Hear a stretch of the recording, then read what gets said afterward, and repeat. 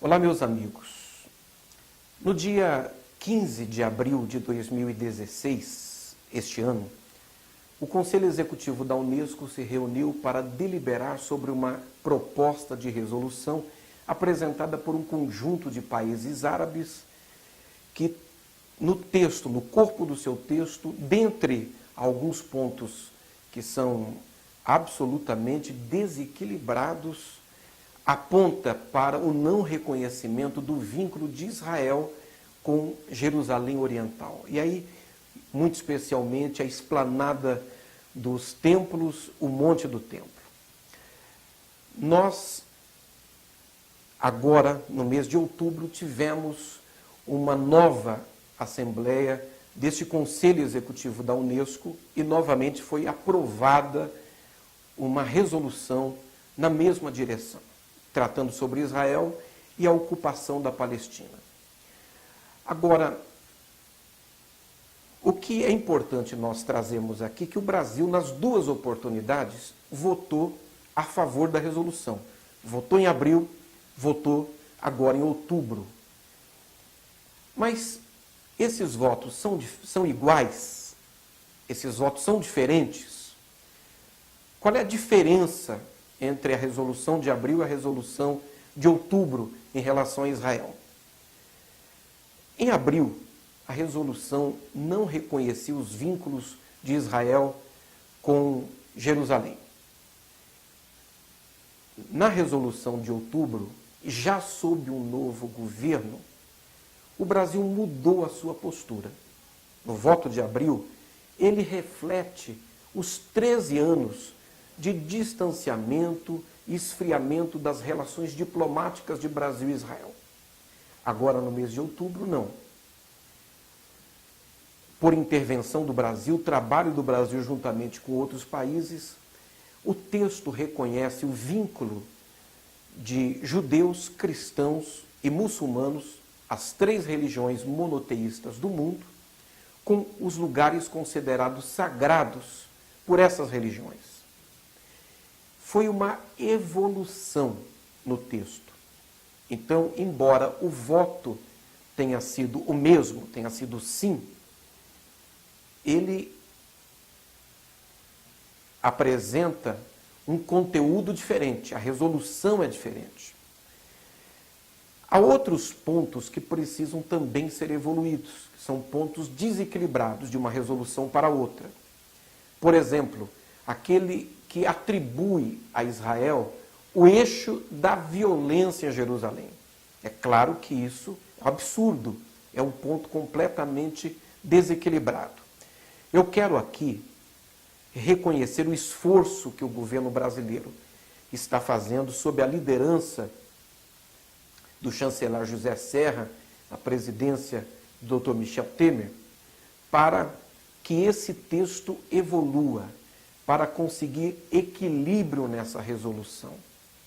E quero deixar aqui registrado a minha posição de absoluto repúdio a qualquer tipo de posicionamento do governo brasileiro que fala em nome de todos nós, que fala em nome do Brasil, quando esse posicionamento é contra Israel.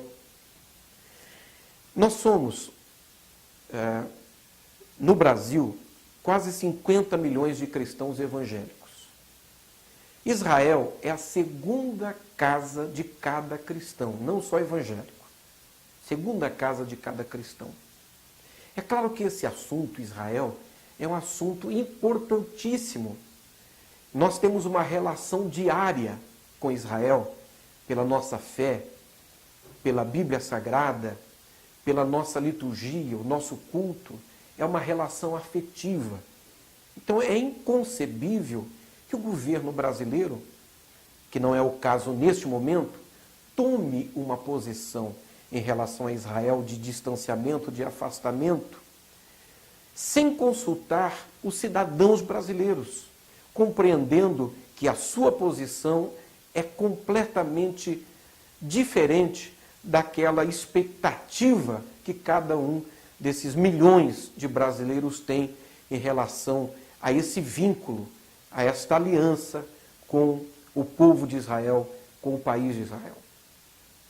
Agora, nós interpelamos o Itamaraty, cobramos explicações, ficamos satisfeitos com o esforço do Itamaraty para que esse texto, que deverá ser apreciado no mês de abril do próximo ano, ele ainda tenha uma importante evolução.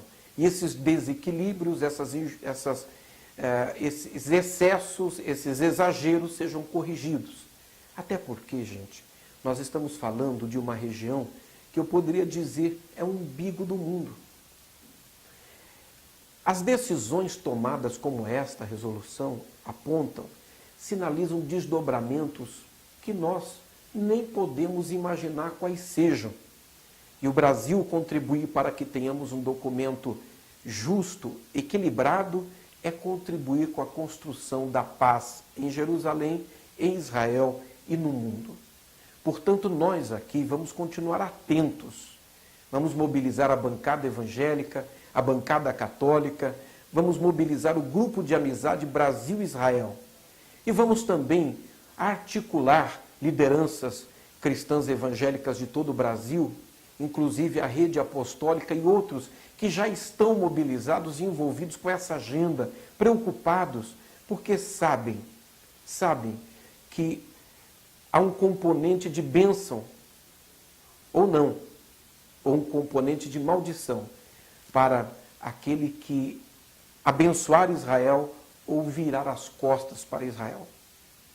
Então eu quero deixar claro que eu não vou coadunar e nem tenho condições de apoiar nenhum governo, seja ele qual for, um governo que vote contra Israel, que se posicione contra Israel e que se coloque na contramão da expectativa desses milhões de brasileiros que desejam ver Israel bem, a paz de Jerusalém e as nossas relações diplomáticas aquecidas e frutíferas, porque isso será bom para todos nós.